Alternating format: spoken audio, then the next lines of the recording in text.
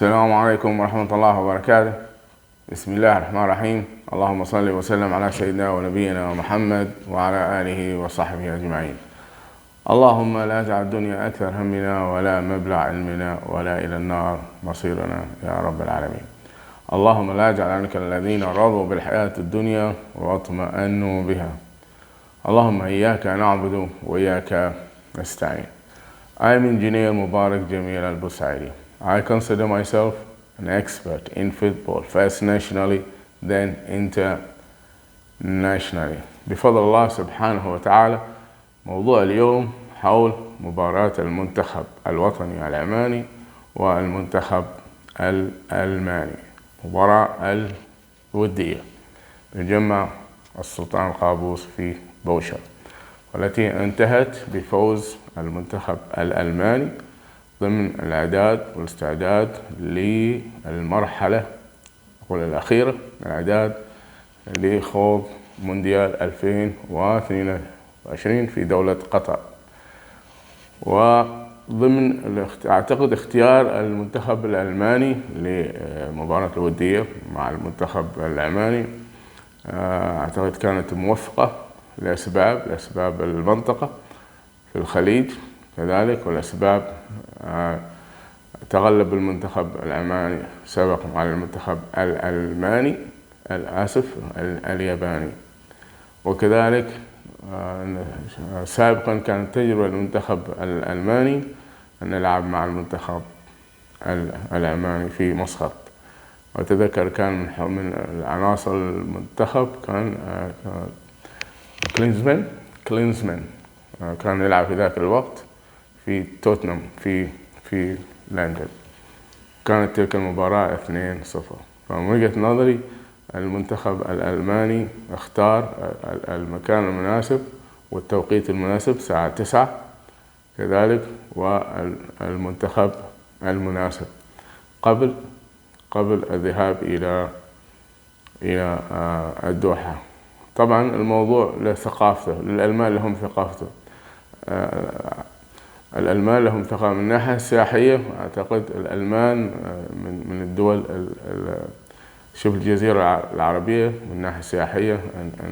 أنا أتذكر في 1990 شاهدت، كنت أنزل في فندق قصر البستان، كانوا يعمل جود باكج هذيك الأيام، الأربعاء الخميس تطلع الجمعة.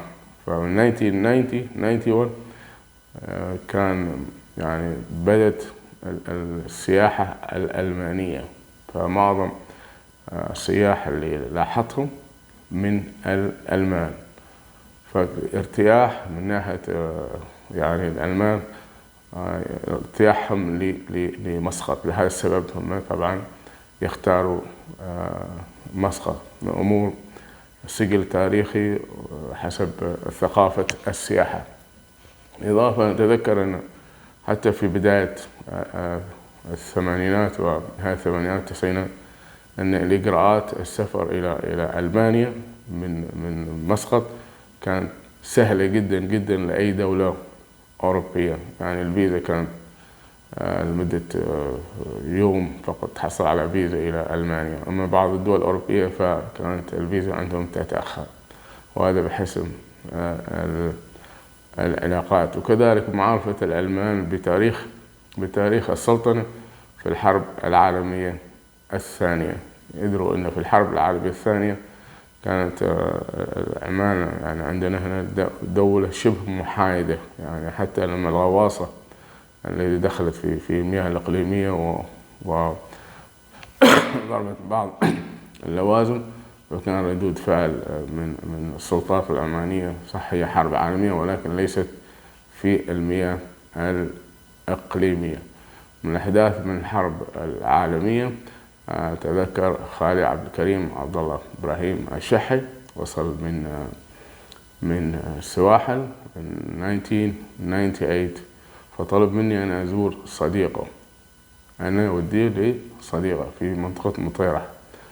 كلمني أن صديقه ما شافه من فترة، كان له أحداث في الحرب العالمية الثانية، كان يسبح وزميله ضرب اللغم أثار الحرب العالمية، ويعني أصابت يده. فيقول لي صديقي هذا أنا ما شفته من بعد الحرب العالمية الثانية. متأكد يا خالد؟ قال متأكد.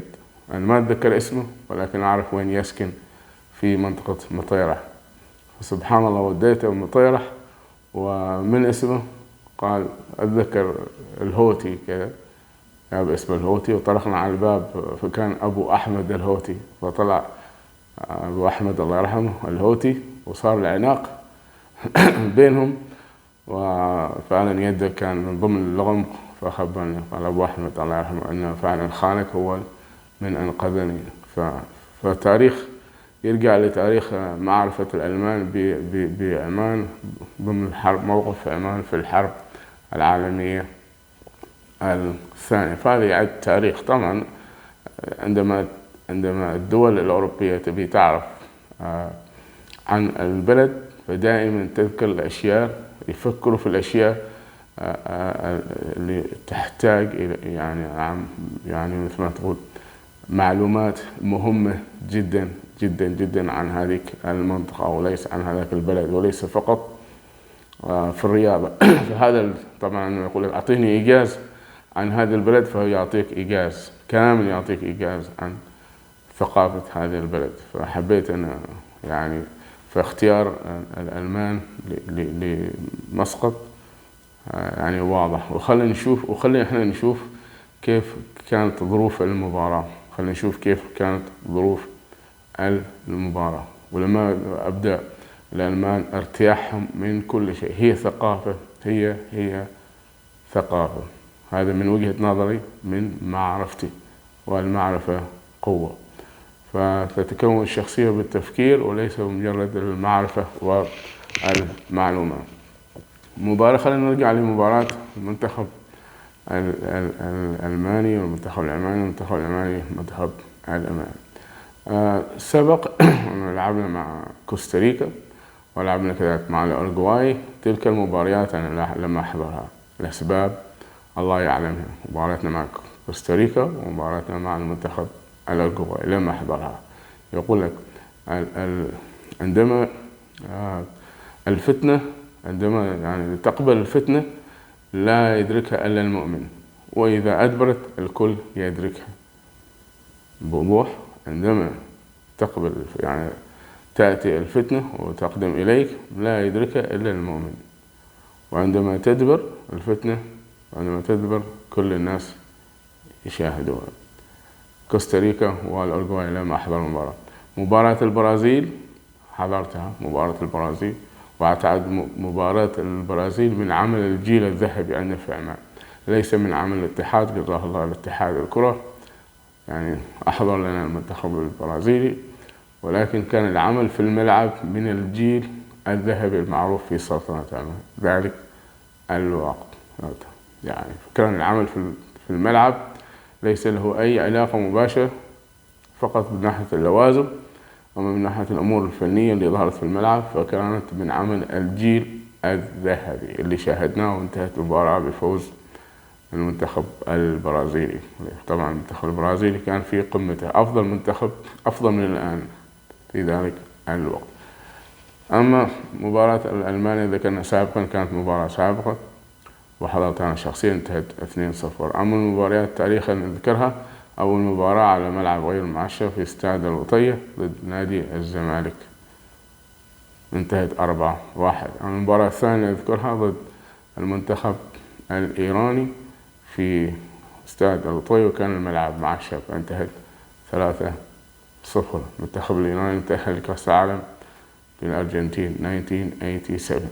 وكان هناك مشروع في وين شايفيني يا أخوان محطة الصاروخ في بوشر، هاي الصاروخ في نفس المكان في نفس الموقع. هناك عبارة عن كثبان رملية في ذاك الوقت، وكان في ذيك المنطقة مشروع يعني رصدت وتم يعني تشييد لائحة مشروع المدينة الرياضية في تلك المنطقة، وملعب كرة قدم يتسع لأكثر من 30,000 متفرج.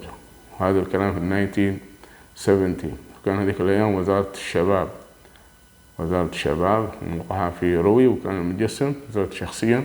أنا وقفت على هذه اللائحة شخصيا بنفسي، وقفت على اللائحة، ذكرت بيك اب ذيك الأيام، اقرأت بيك اب، ونزلت وشفت اللائحة وشفت مكان المشروع. كذا بعد ذلك رحت إلى الوزارة وشفت المجسم المدينة الرياضية، وزارة الشباب، هذيك في في نص السبعينات هذا الكلام يعني.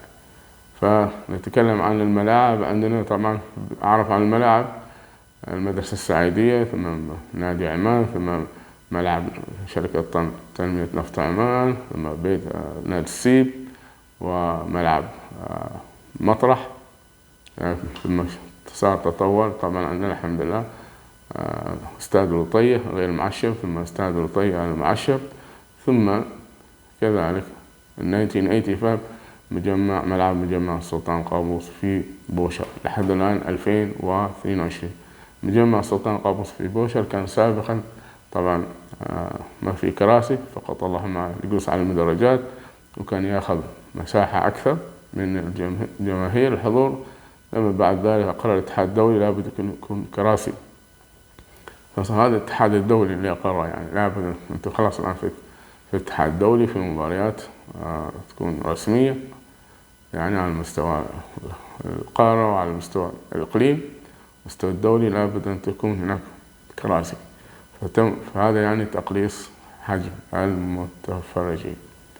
فهذا يعني 1985 وإحنا الآن 2022. فأتكلم 1985 يعني جيل مختلف أو جيلين already يعني. والملعب لا زال 1985. لا يمكن أن تفكر من دون أن تنمو، لا يمكن أن تفكر من دون أن تنمو.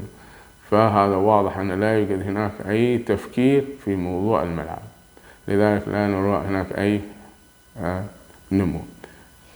وسبق أن حضرت عرفت الإعاشة، سكنت في المجمع هناك، كان حضرت دورة تدريب كرة القدم مدربين، وسكنت في الملعب، وكذلك حضرت دورة حكام كرة، وسكنت في نفس الملعب.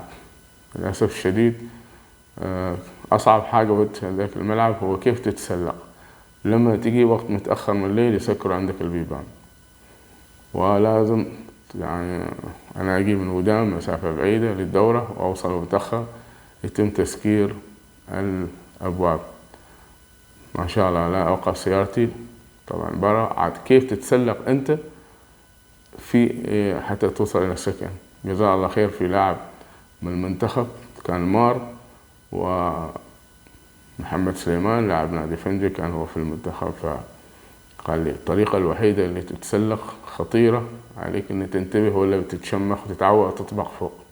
فجزاه الله خير علمني how I step until حتى أقفز، ولكن بنام في السيارة. هذا اللي علاقتي معه. خلينا نتكلم عن المباراة الودية يا أخوان. يعني آخر مباراة أنا حضرتها رسمية يعني قبل كأس آسيا، وديتي ولدي يوسف مع المنتخب السوري، قبل كأس آسيا. انتهيت 1-1 ومحسن جوهر جاب فيها هدف، وأتذكر هذه. والمباراة للمنتخب البرازيلي، حضرت مباراة المنتخب البرازيلي، بعدها لم أحضر المباريات، والحمد لله رب العالمين. حضرت مباراة أخذت يوسف يحضر مباراة ألمانيا والمنتخب الألماني.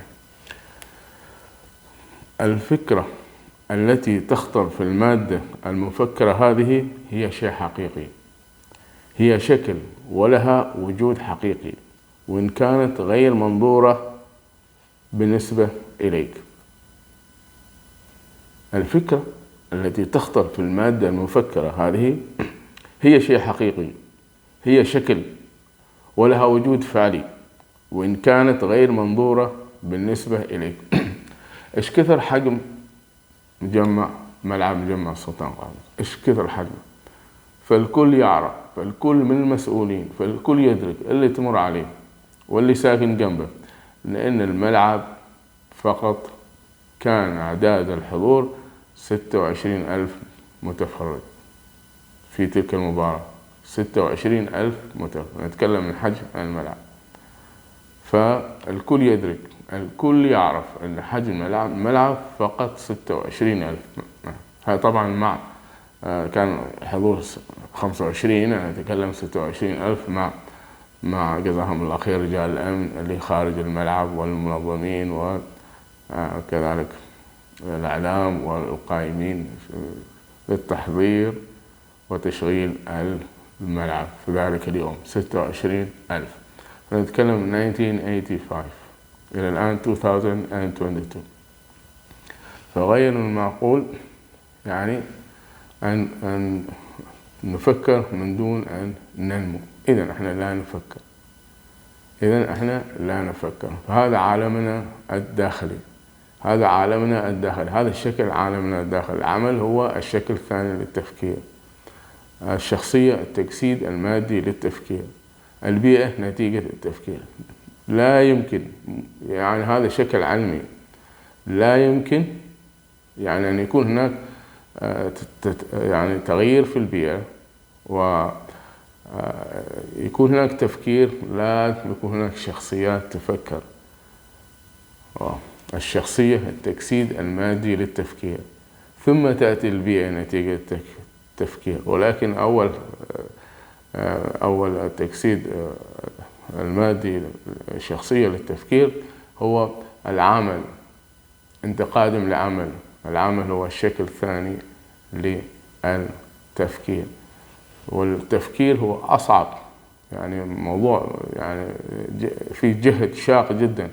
يا أما أن تفكر، أما أنك يعني تلهي نفسك بموضوع يبعدك عن التفكير وعن المضمون وعن المحتوى. إذا نحن عندنا معضلة في الملعب، ليست معضلة في سعة الملعب، المعضلة في ثقافة اللعبة. نتكلم من 1985، فثقافة الجيل مختلفة الآن. from 1985 استضفنا كأس الخليج أول 7 في استاد الوطية. من ناحية يعني شكل العمل وحجم ملعب مجمع سلطان قابوس في بوشة. 25,000 26,000. ف26,000 بحجم قوة الشباب وإرادة الفكرية للشباب وتوجيه فكر الشباب وكيف الشباب يفكر وبماذا يفكر. وطبعا يعد موضوع مختلف جدا، يعني يمر في توجيهين مختلف، توجيه ثابت وتوجيه متحرك. لا يمكن للوظيفة أن تفكر، لأن الوظيفة حركة، ومن غير المعقول أن تفكر الحركة. فأنت بسيارتك تشوف أن الملعب لا يسع كل البيانات، ولكن الوظيفة لا تفكر، لأن الوظيفة حركة. إذن نتكلم عن مباراة الألمان والمنتخب الوطني اللي انتهت 1-0.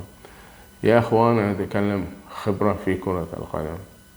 هي المباراة الوحيدة في تاريخ السلطنة، بداية مباراتنا مع نادي الزمالك وثم مباراتنا مع المنتخب الإيراني. هي هذه نتكلم عن مباراة مع المنتخب البرازيلي. كان موضوع فني راجع لفكر وثقافة الجيل الذهبي اللي يسمى بالجيل الذهبي، أو مسمى بالجيل الذهبي. أولادنا وأخواننا وعمانيين اجتهدوا، يعني هي نفس الجينات نفس التفكير، ولكن تفكيرهم كان يختلف.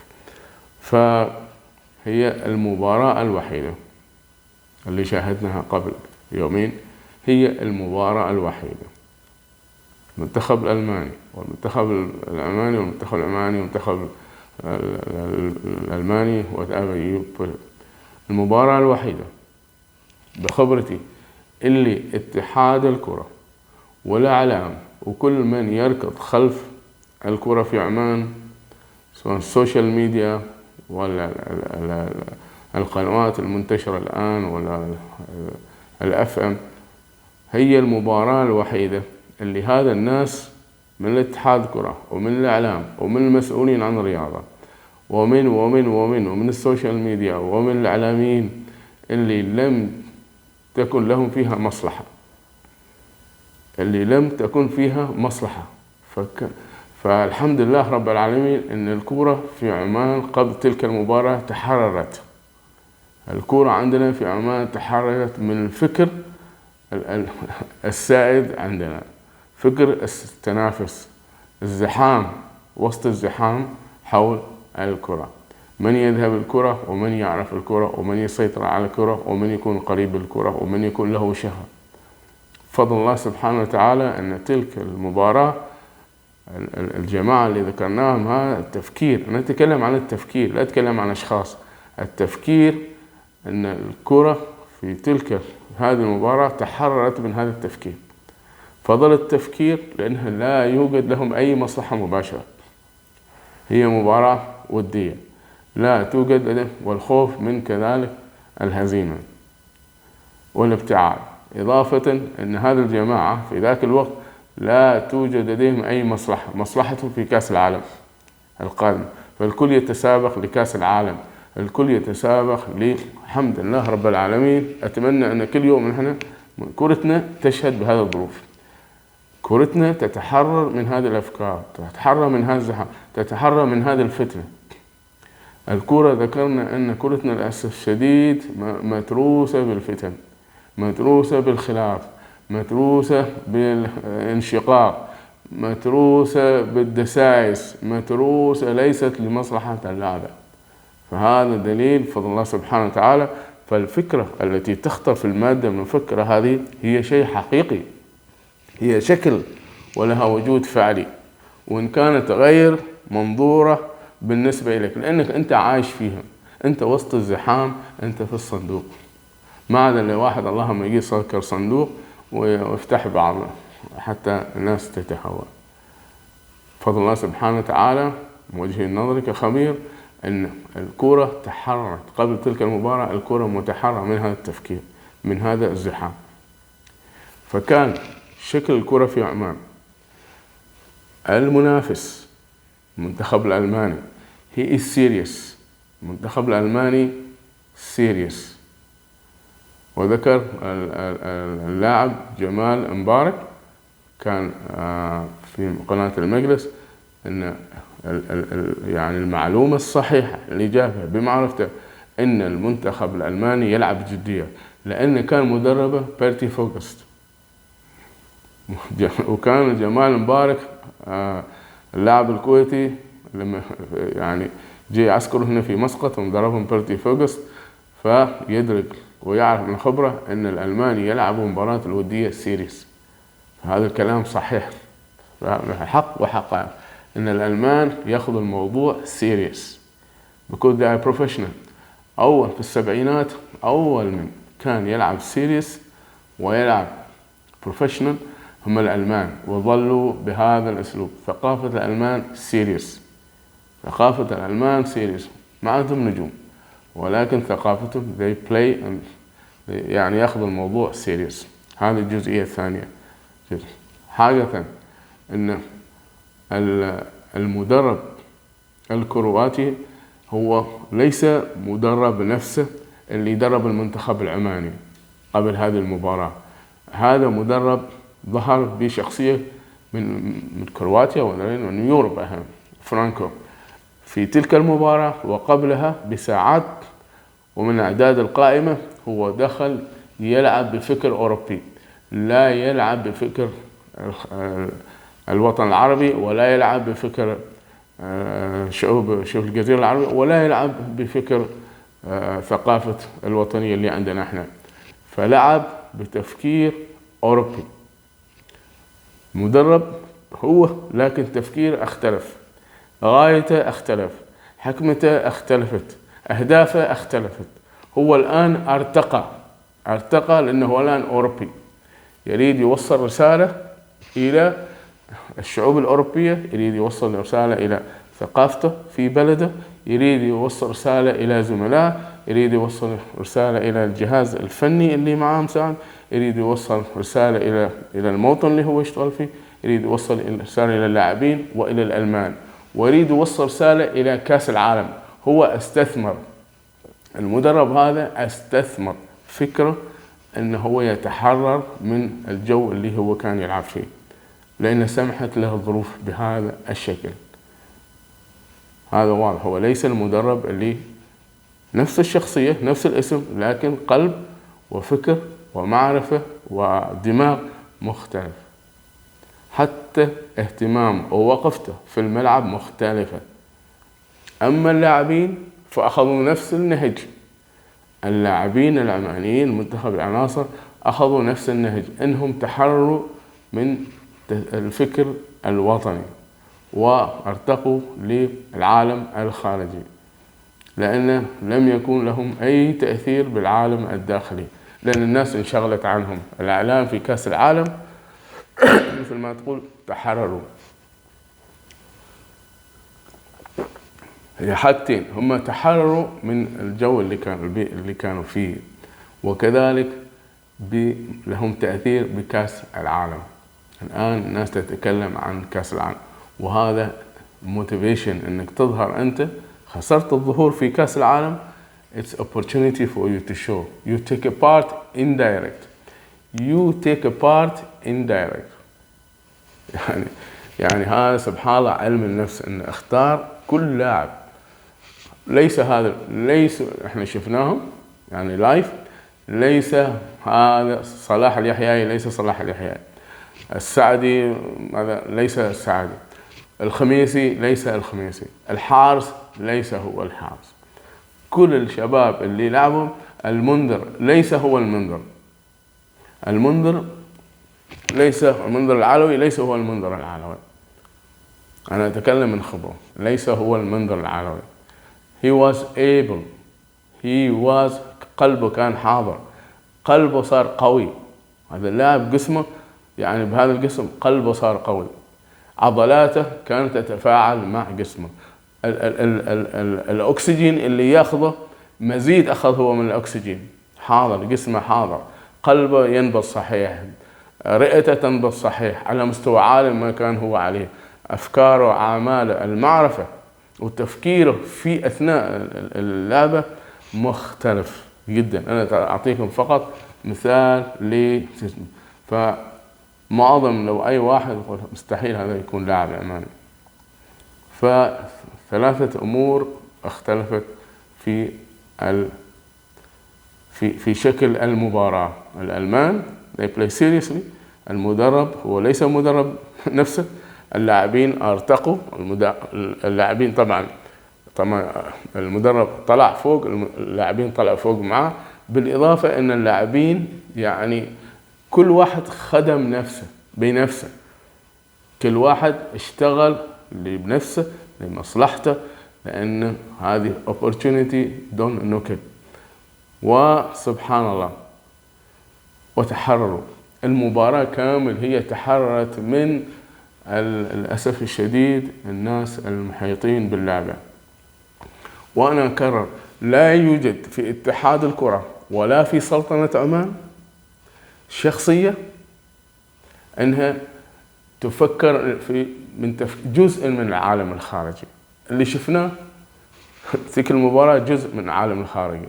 يعني علينا أن إذا أردنا نلعب مباراة ودية مع البرازيل، مع أي منتخب، وقد نفوز عليه، علينا أن نكون في هذا الجو. يعني نجيب لنا كأس عالم في دولة مجاورة، ونشغل نفسنا في كأس عالم، ونبتعد عن المنتخب. هذا المسؤولين عن الكرة والإعلام يبتعدوا ويحرروا المنتخب، ويتحرر اللعبة العمانية، تتحرر بشكلها in principle of the game.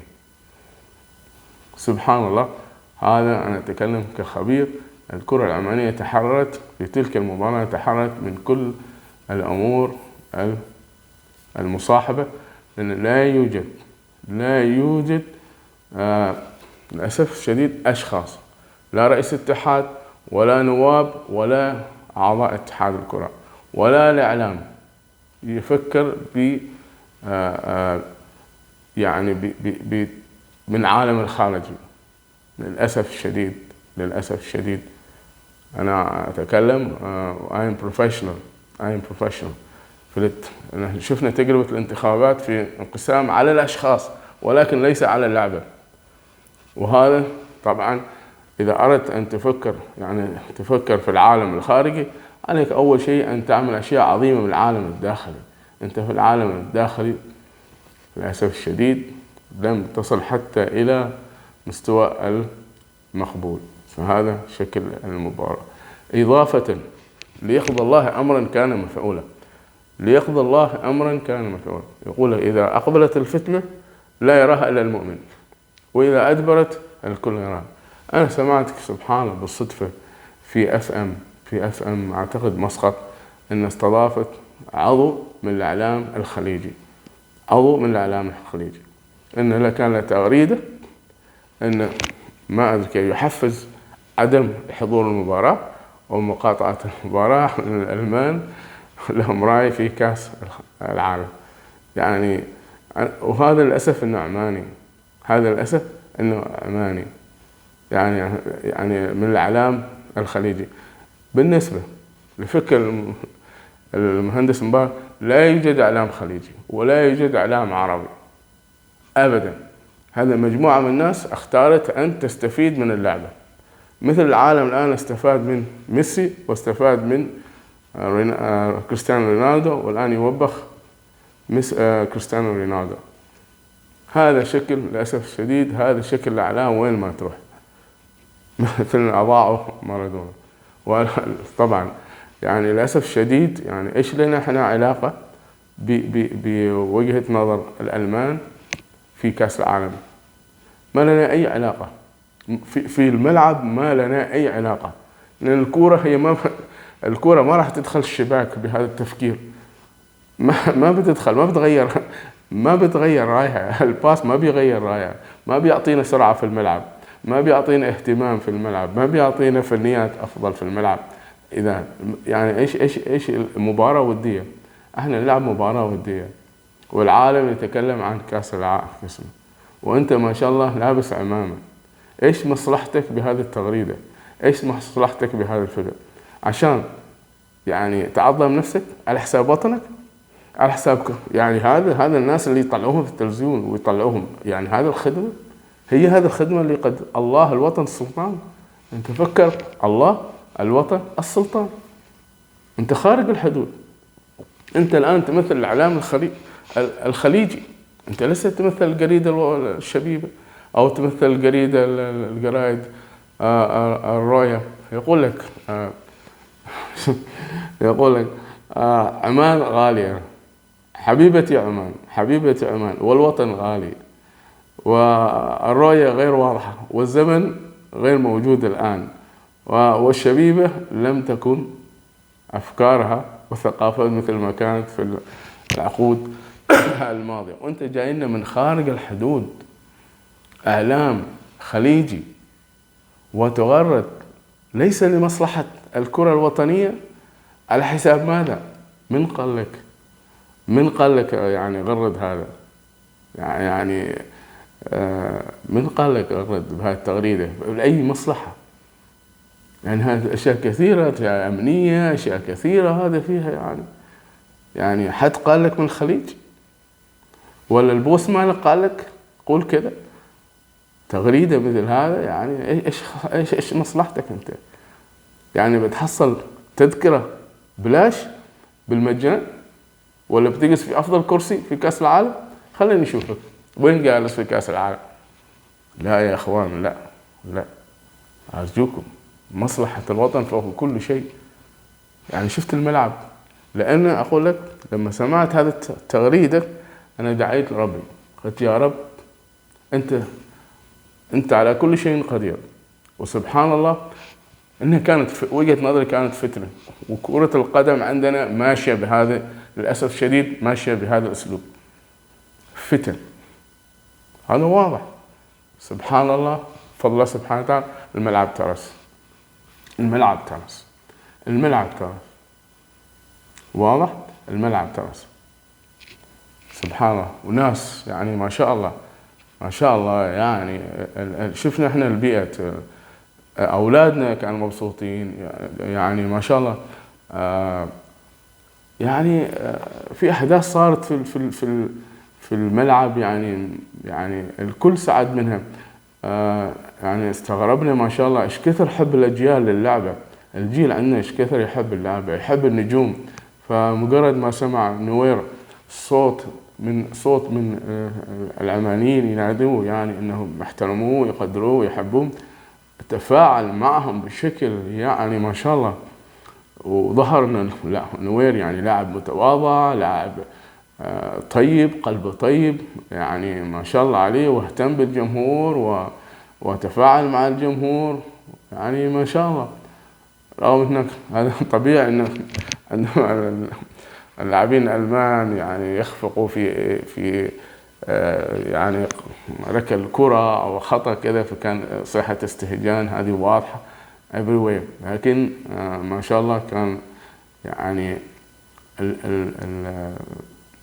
الجو المباراة كان يعني أدخلت احنا شخصيا في مسقط، يعني أدخلتنا جو المباراة أكثر ما دخلتنا في جو كأس العالم، أكثر ما أدخلنا الإعلام. بجد جو المباراة أدخلتنا في كأس العالم، كل اللي موجود كان يعني ثقافة من كأس العالم. اللعبة كانت نفسها، الخشونة كانت متوسطة، بروفيشنال، الخشونة كانت متوسطة، الرغبة في التهديف من فريقين، الرغبة في إظهار مهارات أي لاعب كان يعني يحاول يظهر في مهاراته، سواء الألمان أو الشباب أولادنا. يعني كانت اللعبة متعادلة جدا جدا، لعبة متعادلة، والحكم ما شاء الله عليه يعني، والجمهور يعني احنا شفنا ردة فعل ليس مولر، يعني في لاعب ما ادري اسمر جنب مولر يعني، وكان مركز على الطبل، ولكن مولر حسس انك انت مركز وقاعد يعني يقول له ايوه حاول عادي، لا تخجل لا تخجل، ارقص. ف يعني كرة القدم في عمان ثروة ثروة لم تكتشف بعد.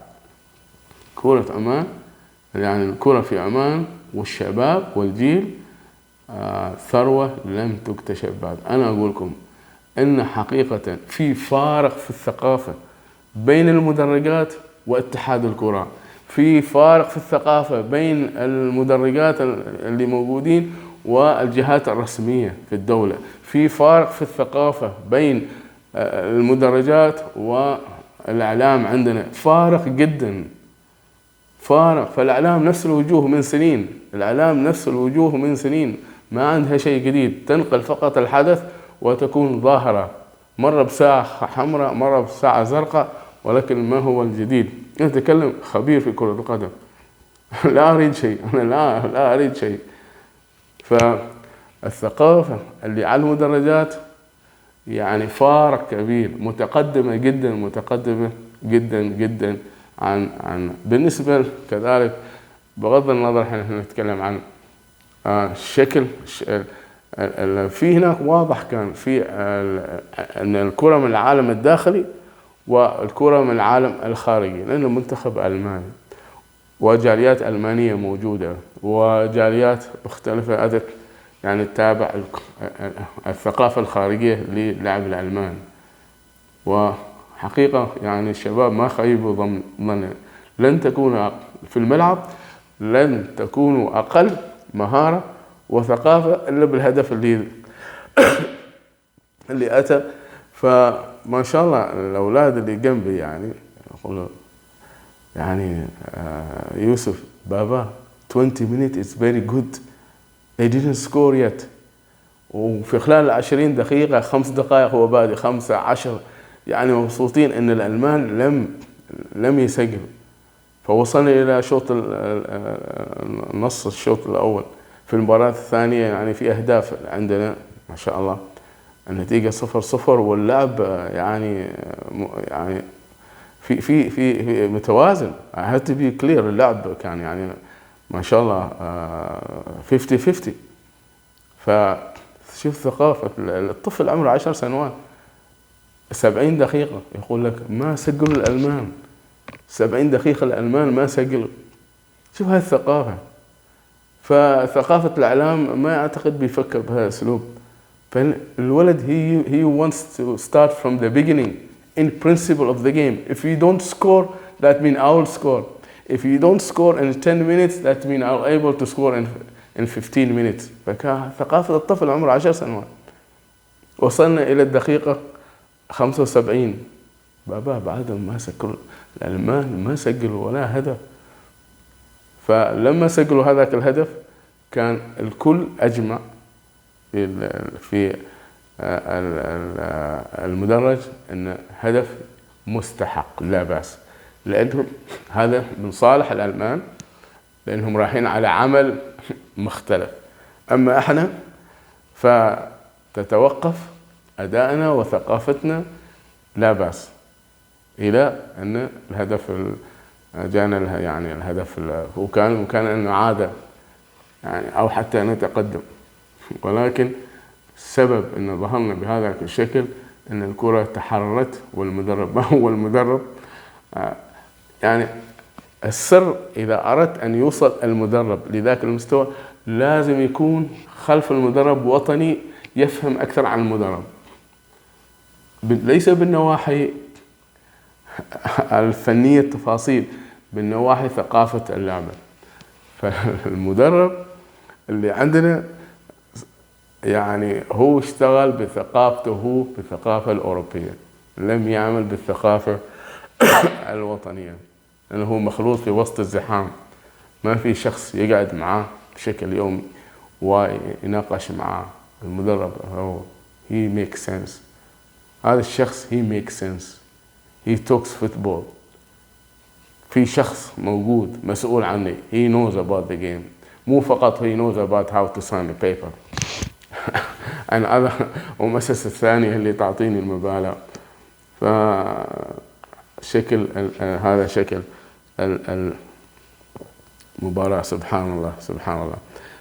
كذلك نتكلم عن احنا نتكلم حضرت ندوة في جامعة سلطان قابوس، استراتيجية الرياضة في عمان، استراتيجية الرياضية في عمان أو الاستراتيجية الرياضية.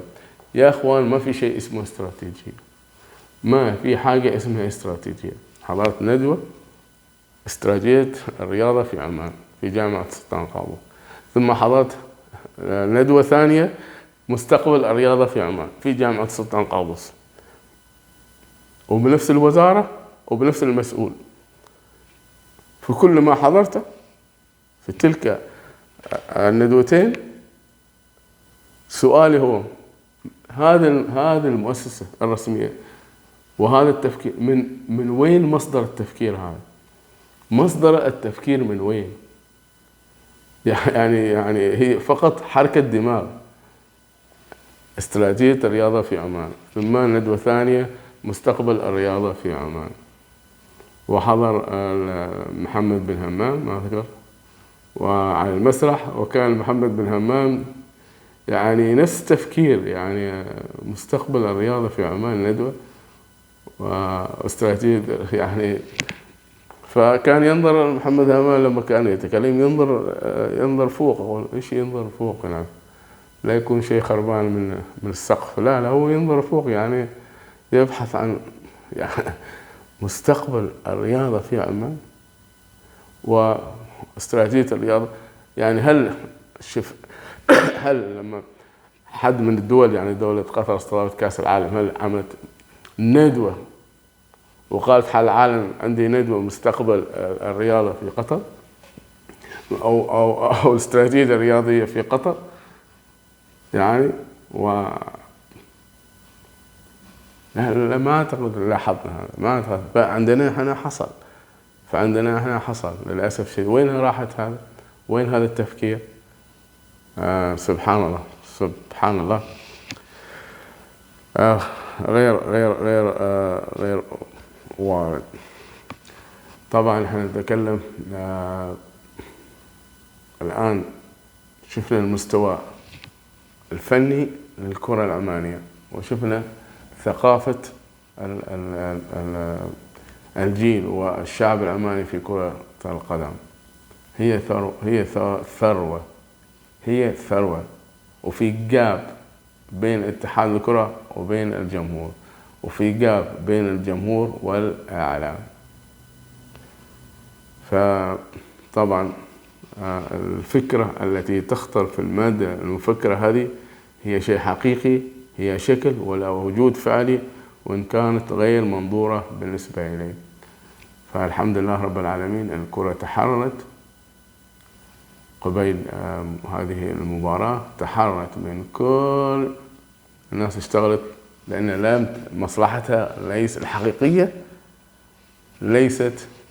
رأت مصلحتها في كأس العالم وانشغلت بكأس العالم، ومن مصلحتها مسؤوليتها المباشرة في عن اللعبة الوطنية لا أعتقد حاضرة. لا، أنا في 2010 قاعد أمامي شخصية على الطاولة، أول مرة ألتقي معه. من اسمك؟ اسمي فلان بن فلان فلان فلان، يعرفني عن اسمه. أنا شخصية إعلامية رياضية. إحنا الرياضيين لا يمشي شيء، يقول لك لا يمشي في كرة القدم في عمان إلا بالإعلام. وفعلا أثبت ذلك، وفعلا أثبت ذلك، وظاهر. وقد يكون سبحان الله هو من يقود الدفة بأفكار. فسبحان الله. وعلينا أن ننتبه، علينا أن مطلوب أمن اللعبة مطلوب. لابد من someone has to protect the game.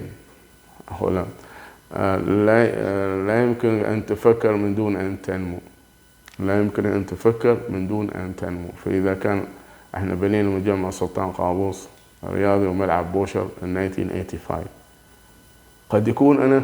قد يكون اني انا لي تفكير ولي نمو ما يعرف الانسان صحيح او غير صحيح في اماكن ما، ولكن في اماكن اللي تستحق النمو فيها انا قد اكون اغفلت عنها.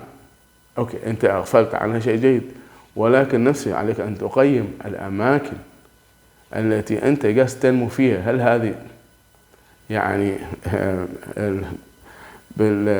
لها يعني هي شيء حقيقي، وهي شكل لها وجود فعلي؟ يعني مثلا يقول لك واحد ليش ما تستثمر في السياحة أو تستثمر في غبة البحر؟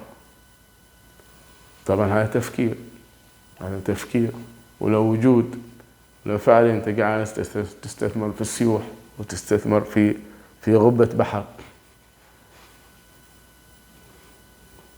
والناس واضح. يعني إذا كان عندك، أعتقد كرة القدم معروفة أصبحت هي، وهذا الدليل في حصل في أن كرة القدم هي ثروة. وإذا استطاعت دولة قطر تنظم كأس العالم وبأنها ثروة، أنت عندك في عمان عندك شعب كروي لا يقل ثروة عن تنظيم كأس العالم، ولكن بمجمع سلطان قابوس في بوشر وحجم والجاب اللي صاير يعني بين ثقافة الجمهور وثقافة الإعلام وثقافة اتحاد الكرة وثقافة كذا وثقافة الجمعية العمومية. ثقافة الجمعية العمومية، أنا وجهة نظري ثقافة الجمعية العمومية تصلح، هذا قلت 1980 بعطيها لحد 1990 بس، اعذروني والله لا استحي من الحق. ثقافة الجمعية العمومية هي صالحة لحد 1990 بس، بعد ذلك لا. والنظام الأساسي لاتحاد الكرة يعني ما أدري لأي جيل يصلح. أنا وجهة نظري، أنا خبير في كرة القدم، وسبق من وجهة نظري يعني أنا أخدم البلد يعني العمل هو عبادة، العمل هو عبادة، سواء عمل شيء صالح للشخص، للبشرية، للطبيعة، للوطن، للأوطان، للشعوب، هي جزء من العبادة، جزء من العبادة. تذكر أني دقيت باب على الجمعية العمومية، يعني في كل الأندية دقيت عليهم الباب، وصلت إلى أندية خاصة، محافظة مسندم، إلى محافظة الظاهرة، إلى جنوب الباطنة، إلى شمال الباطنة، إلى جنوب الشرقية، إلى شمال وشرق الشرقية، وإلى الداخلية، ما عدا مصيرة ما راح توصل عليه. ونادي وصلت البشاير الوسطى، ما وصلت المصيرة، ووصل أندية محافظة ظفار والوسطى، لكن كل أندية دقيت عليهم الباب وطرحت لهم هذه الفكرة وهذه العبارة. الفكرة التي تخطر في المادة أن الفكرة هذه هي شيء حقيقي، هي شكل ولها وجود فعلي، وإن كانت غير منظورة بالنسبة إليك، بأن أنا مواطن أريد أخدم الجمعية العمومية، أريد أخدم البلد، كل ما أريده هو استمارة لدخول انتخابات الكرة بمنصب نائب الرئيس، أن أعمل أن البلد تصل لكأس العالم 2022. في حالة أن البلد لم تصل وأصفر الحكم عدم تأهل منتخب سلطنة عمان إلى نهايات كأس العالم في قطر، أنا أستقيل، لأن هذا عمل ليس شهرة، هذا عمل، هذا ليس ماي برايورتي. يعني أنا ظهر في التلفزيون وأنا فاشل، شو أسوي فيه؟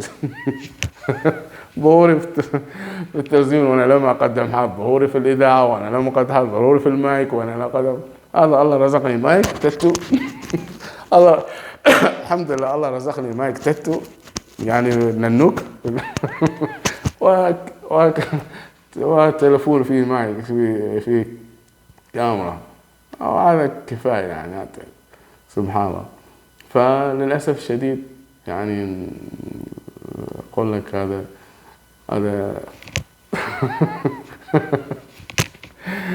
سبحان الله. وكل واحد له تفكير، وأنا أحترم وجهات نظرهم.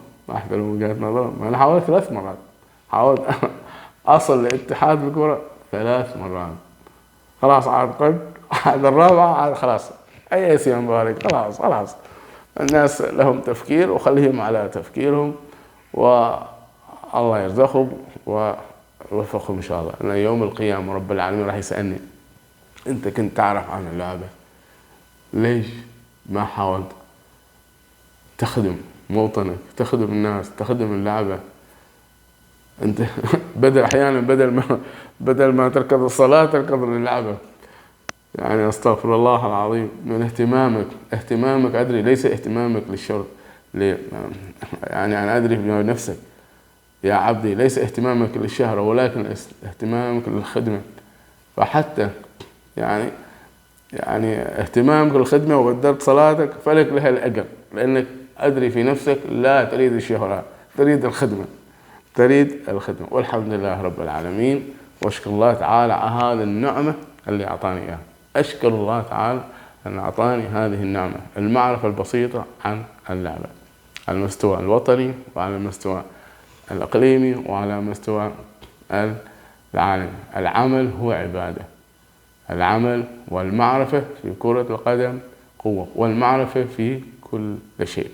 فالعمل هو الشكل الثاني للتفكير، والشخصية التجسيد المادي للتفكير. أما البيئة فهي نتيجة لذلك التفكير، وتتكون الشخصية بالتفكير وليس بالمعرفة أو بالمعلومة أو بالصداقة أو بالعزائم والمظهر والهندام والنسب والأمور كذلك. أعتقد يعني الدول الصناعية من ضمنها بعض الدول يعني، فهي لا يوجد لديها أي نسب ولا، سبحان الله. فكذلك لا يمكن أن تفكر من دون أن تنمو، ولا يمكن للوظيفة أن تفكر، لأن الوظيفة حركة ومن غير معقول أن تفكر الحركة. فإما أنك التفكير يعد هو العمل شاق جدا جدا ومرهق، يا أما أن تخوض في التفكير تفكر صحيح، أو تخوض في موضوع يبعدك عن التفكير، والطبيعة ستأخذ قرارات فيك، الطبيعة ستأخذ يعني ردود أفعالها. الحمد لله رب العالمين. اللهم صل وسلم على سيدنا ونبينا محمد وعلى آله وصحبه أجمعين. اللهم ما أردت إلا الإصلاح ما استطعت، والحمد لله رب العالمين. وآخر دعوانا الحمد لله رب العالمين. استغفر الله العظيم، استغفر الله العظيم، استغفر الله العظيم، استغفر الله العظيم.